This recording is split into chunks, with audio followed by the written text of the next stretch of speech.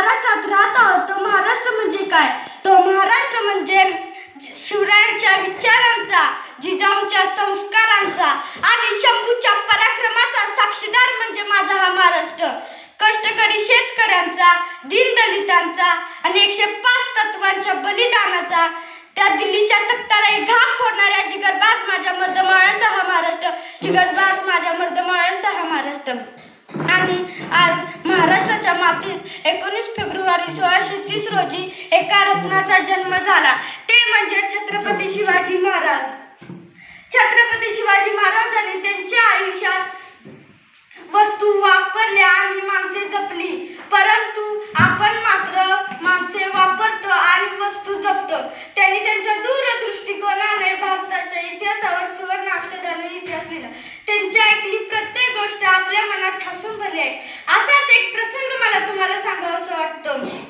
छत्रपती शिवाजी महाराज कर्नाटकेच्या मोहिमेवरून महाराष्ट्रात परत येत होते, तेव्हा ते बेलवाडी नावाचे गाव होते. त्या गावात एक छोटासा किल्ला होता. दादाजींना वाटले जाता जाता हाही गड घेऊन जावा, म्हणून दादाजींनी थोडे तितके सैन्य गोळा केले आणि ते मल्लमावर चाल करून गेले. परंतु मल्लमाई धाडसीची, चिकाटीची, त्याने त्यांच्यावर प्रहार केला. तिथे मावळ्यांचा पराभव झाला. दादाजींना वाटले एका बाईच्या हातून मावळ्यांचा पराभव होणे शक्य नाही, म्हणून दादाजी अजून थोडे सैन्य गोळा केले आणि ते परत मल्लमावर तुटून गेले. आता मात्र मल्लमाचा पराभव झाला. दादाजींना वाटले मल्लमाला कैद करावी आणि छत्रपती शिवाजी महाराजांपुढे उभी करावी. मल्लमाला कैद करत असताना मल्लमा आत गेली, तिच्या तहान्या बाळाला घेऊन बाहेर आली. जेव्हा तिला छत्रपती शिवाजी महाराजांपुढे उभे केले, तेव्हा तिला वाटले की आता जसा प्रत्येक राजा आपल्या गुन्हेगारांना शिक्षा देतो, तसा हाही राजा मला शिक्षा देणार, मला आणि माझ्या बाळाला मारून टाकणार.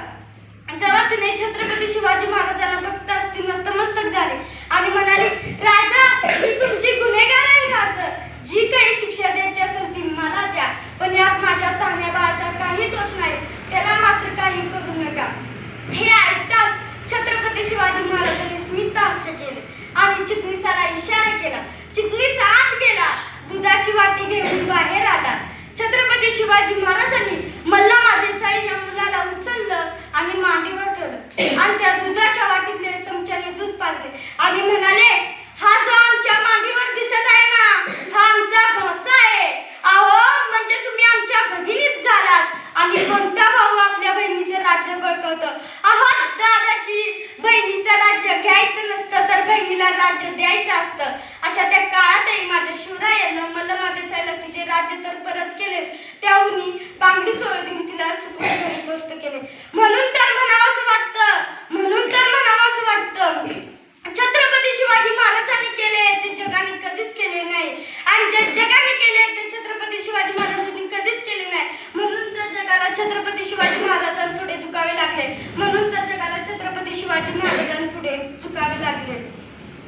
तर सांगतो, अहो ज्या मातीत जन्मले त्या मातीचा रंग सावळा आहे. अहो ज्या मातीत जन्मले त्या मातीचा रंग सावळा आहे. छाती ठोकून सांगते, मी शिवबाचा मावळा आहे. छत्रपती शिवाजी महाराजांनी त्यांच्या आयुष्यात नेहमी स्त्रियांचा आदर केला. म्हणून आज जी कोणी स्त्री मला ऐकत आहे तिला मला एवढेच सांगावंसे वाटते, अगं तलवारीपेक्षा तीक्ष्ण तुझ्या या नजरेची धार आहे. अगं तलवारीपेक्षा तीक्ष्ण तुझ्या या नजरेची धार आहे. महाराज